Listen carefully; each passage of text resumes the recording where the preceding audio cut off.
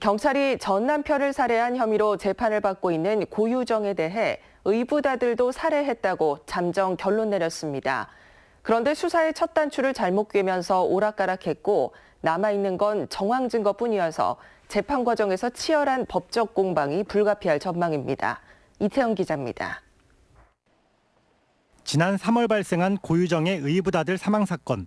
6개월간의 수사 끝에 경찰은 고유정의 단독 범행으로 잠정 결론지었습니다.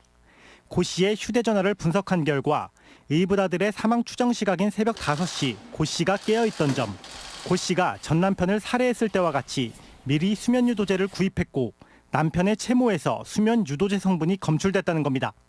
하지만 모두 정황 증거일 뿐입니다. 수사 초기 경찰은 고 씨가 아닌 현 남편을 유력한 용의자로 판단했습니다. 거짓말 탐지기 조사가 경찰이 이런 심증을 갖게 된 동기였습니다. 최초 혐의도 살인, 나중엔 잠버릇에 아이가 짓눌려 사망했을 수 있다며 과실치사로 변경하는 혼선도 빚어졌습니다. 고 씨에게 혐의점을 둔 것은 현 남편이 언론 등을 통해 경찰의 수사 방향을 강력 성토하면서부터입니다.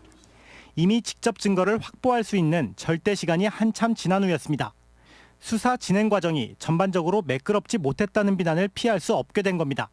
향후 기소가 되었을 때 치열한 법정 공방이 예상되고 피의사실 공표 등의 문제가 있을 수 있어 수사 내용을 확인해 줄 수 없음을 양해 바랍니다.